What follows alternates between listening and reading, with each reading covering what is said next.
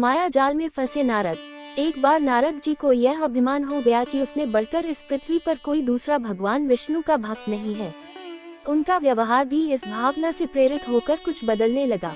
वे भगवान के गुणों का गान करने के साथ साथ अपने सेवा कार्यों का भी वर्णन करने लगे।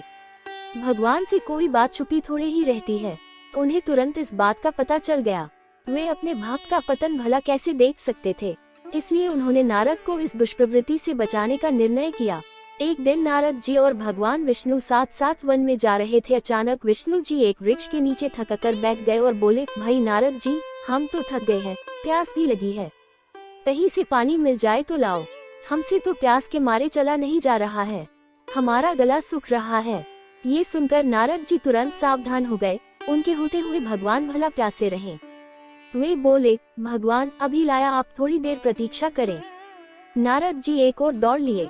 उनके जाते ही भगवान मुस्कुराए और अपनी माया को नारद जी को सत्य के मार्ग पर लाने का आदेश दिया।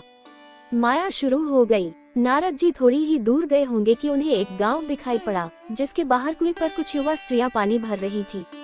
कुएं के पास जब वे पहुंचे तो एक कन्या को देखकर अपनी सुध बुध खो बैठे, बस उसे ही निहारने लगे। वो ये भूल गए कि भगवान के लिए पानी लेने आए थे।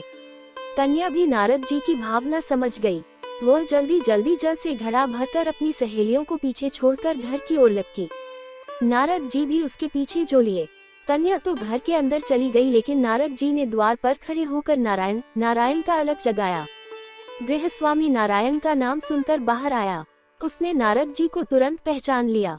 अत्यंत विनम्रता और आदर के साथ वह नारद जी को घर के अंदर ले गया और उनके हाथ पैर धोकर स्वच्छ आसन पर बिठाया तथा उनकी सेवा सत्कार में कोई कमी न छोड़ी। उनके आगमन से अपने को धन्य बताते हुए गृहस्वामी ने अपने योग्य सेवा के लिए आग्रह किया।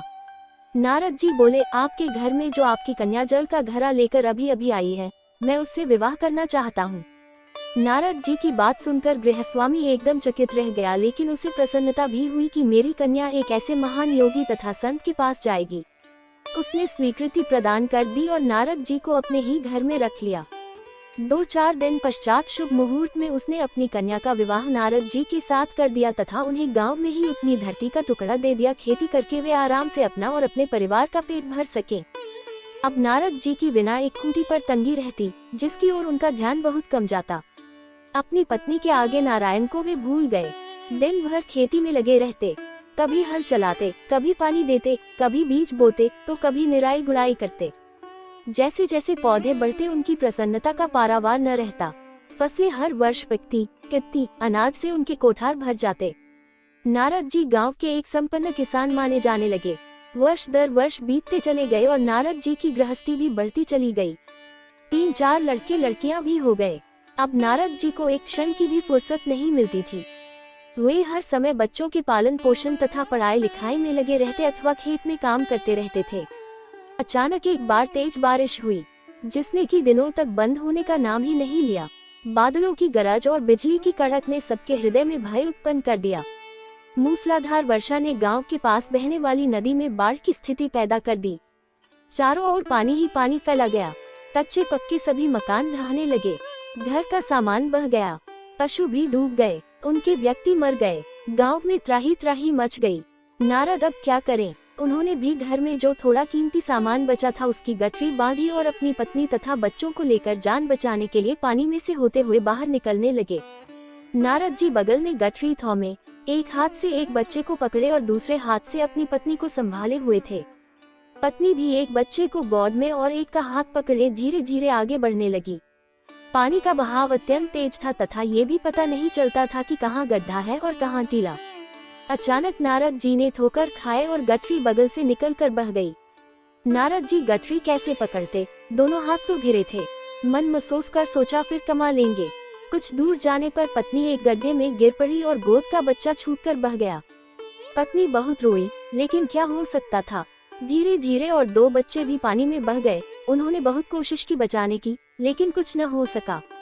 दोनों पति पत्नी बड़े दुखी, रोते कलपते, एक दूसरे को सांत्वना देते कोई ऊंची जगह ढूंढते रहे।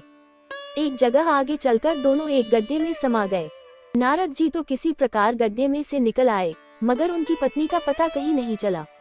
बहुत देर तक नारद जी उसे इधर उधर दूर दूर तक ढूंढते रहे, लेकिन व्यर्थ रोते रहे। उनका बुरा हाल था। हृदय पत्नी और बच्चों को याद कर करके फटा जा रहा था। उनकी तो सारी गृहस्थी उजड़ गई थी। बेचारे क्या करें, किसी को से अपने भाग्य को या भगवान को। भगवान का ध्यान आते ही नारद जी के मस्तिष्क में प्रकाश फैल गया और पुरानी सारी बातें याद आ गईं। वे किस लिए आए थे और कहाँ आ गए। ओहो, भगवान विष्णु तो उनकी प्रतीक्षा कर रहे होंगे।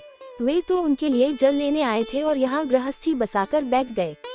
वर्षों बीत गए गृहस्थी को बसने में और फिर सब नष्ट हो गया। क्या भगवान अब भी मेरी प्रतीक्षा में उसी वृक्ष के नीचे बैठे होंगे। ये सोचते ही बाढ़ नदारद हो गई। गांव अंतर्धान हो गया। वे तो घने वन में खड़े थे। नारद जी पछताते और शर्माते हुए दौड़े। देखा कुछ ही दूर पर उसी वृक्ष के नीचे भगवान लेटे हैं।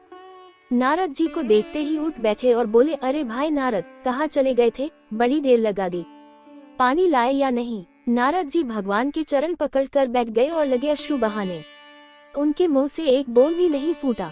भगवान मुस्कुराए और बोले, तुम अभी तो गए थे, कुछ अधिक देर थोड़ी ही हुई है। लेकिन नारद जी को लगा था कि वर्षों बीत गए। अब उनकी समझ में आया ये सब भगवान की माया थी, जो उनके अभिमान को चूर चूर करने के लिए पैदा हुई थी। वे सोचने लगे, उन्हें बड़ा घमंड था कि उनसे बढ़कर त्रिलोक में दूसरा कोई भक्त नहीं है।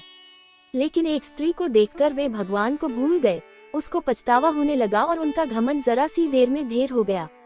वे पुनः सरलता और विनय के साथ भगवान के गुण गाने लगे।